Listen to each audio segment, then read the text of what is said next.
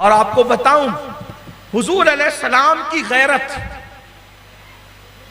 हुजूर अलैहिस्सलाम की जो गैरत है, जैसे उनकी रहमत की कोई मिसाल नहीं है, वैसे उनकी गैरत की कोई मिसाल। इसी में मैं बात खत्म करूंगा, लेकिन बहुत तवज्जो से सुनना। आज मैंने आपके सामने बुखारी शरीफ की एक हदीस पढ़ना है, गैरत रसूल पर, इस पे बात पूरी करेंगे। तवज्जो से सुनना, हदीस तवील है और उसको बतौर मफहूम पेश करेंगे।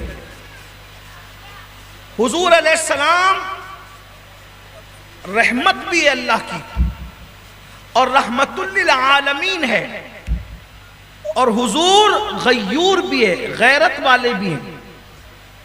अब इसको आप यूं समझें कि रहमत रसूल सबके लिए है, रहमत रसूल सबके लिए है, और गैरत रसूल सिर्फ अपनों के लिए। अब बात समझ आती, ध्यान से सुनना। हुजूर रहमत सबके लिए, लेकिन गैरत सिर्फ मोमिनों के लिए।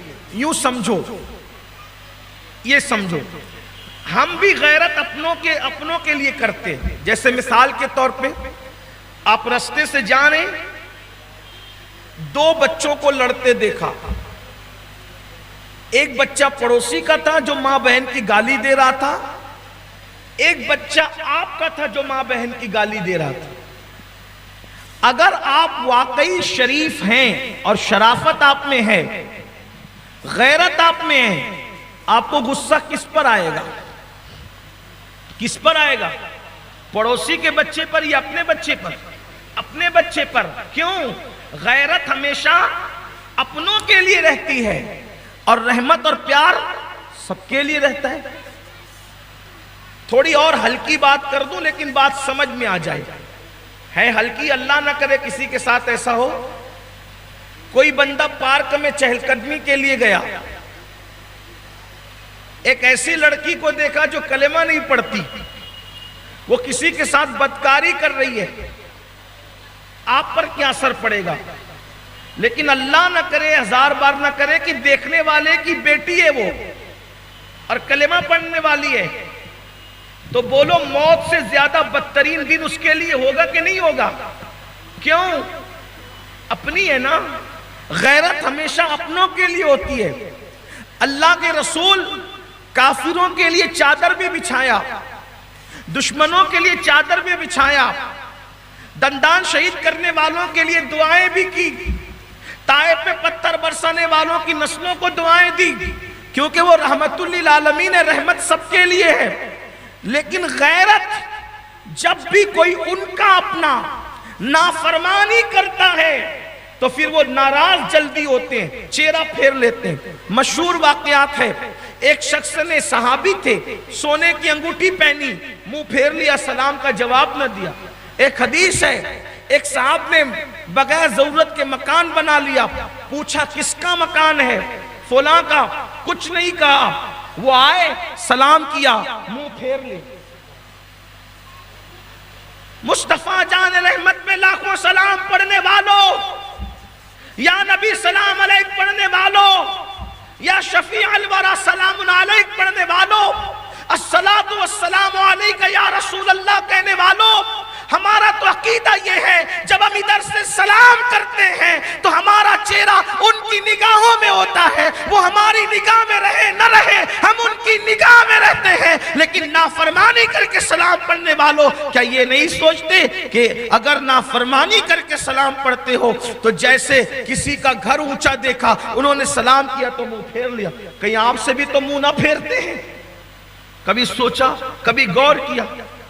अल्लाह ना करे, उनके करम से ऐसी बात नहीं, लेकिन उनकी गैरत से खौफ भी है, उनकी गैरत से खौफ भी है कि कहीं मुंह ना फेर ले।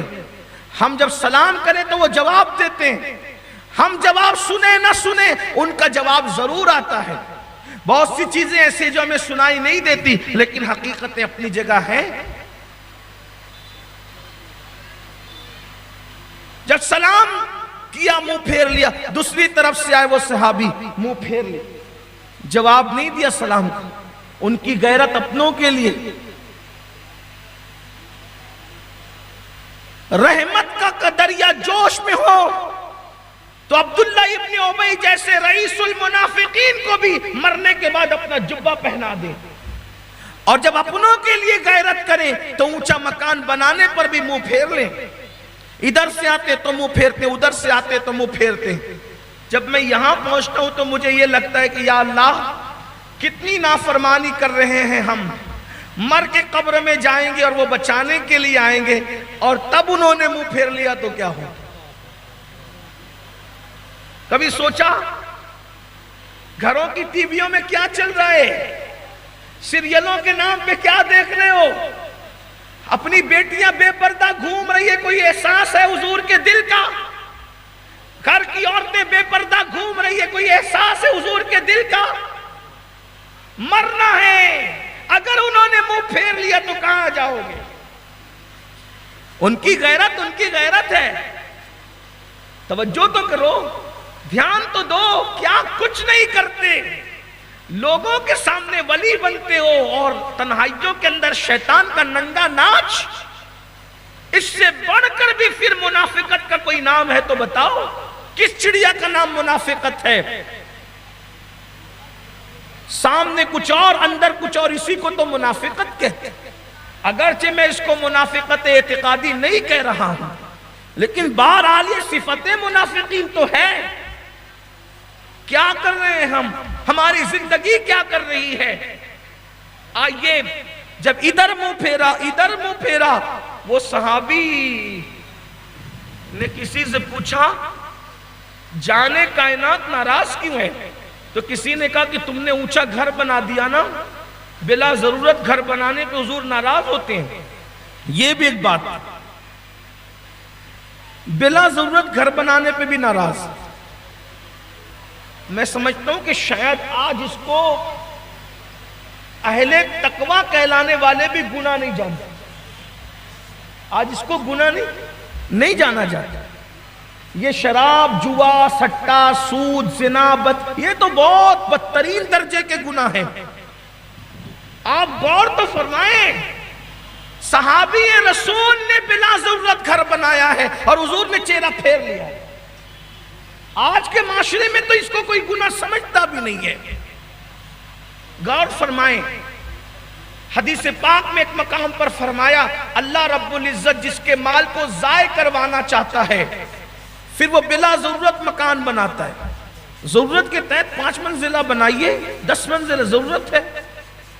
जिन्हें जरूरत ही नहीं, सिर्फ फख्र के लिए, गुरूर के लिए, घमंड के लिए जरूरत नहीं है, बिला जरूरत कि लोग कहें दो फला का मकान कितना अच्छा। ये सिर्फ समझाने के लिए कह रहा हूं, वो सहाबी की ये सब नीयत न थी। ये तो मैं आज के माहौल में और आज के तनाजुर में गुफ्तगू कर रहा हूं। हो सकता है लोगों पर गिरा भी गुजरे। याद रखना, दीन चौराहे पर बयान होगा, क्योंकि हमारा दीन यही है। किसी को अच्छा लगे तो लगे, बुरा लगे तो लगे। और अल्लाह के रसूल ने मुंह फेरा है। किसी से पूछा, हुजूर चेहरा क्यों फेरते, तो कहा कि आप बिला जरूरत अपने घर में, जरूरत के तहत घर नहीं था, बिला जरूरत था। लेकिन क्या वो उशाद थे। बात तो हो गई थी, अनजाने में हो गई थी, लाशऊरी तौर पे हो गई थी। जब पता चला हुजूर चेहरा इसलिए फेर रहे हैं कि मैंने कुब्बा नुमा ऊंचा मकान बनाया है, तो शाम होने से पहले पहले पूरा मकान ढा दिया, जिससे मेरा यार नाराज हो जाए। ऐसे घर को मैं कभी रहने नहीं दूंगा। सूरज बाद में गुरूब हुआ, उन्होंने पहले पूरा घर जमीन बोस कर दिया। ये सहाबा का इश्क था। हम कब छोड़ेंगे पाप, हम कब छोड़ेंगे जराइम। गुलामी रसूल में मौत भी कबूल है, जान कुर्बान आपके नाम ना, ये कुर्बान वो कुर्बान। अरे नफ्स की ख्वाहिश कुर्बान नहीं कर सकते, फजर की नमाज में नींद कुर्बान नहीं कर सकते, शादियों के मौके पे गलत रसूमात कुर्बान नहीं कर सकते। कब हम जान कुर्बान करेंगे। आइए, जो बुखारी शरीफ की हदीस पढ़नी थी उसको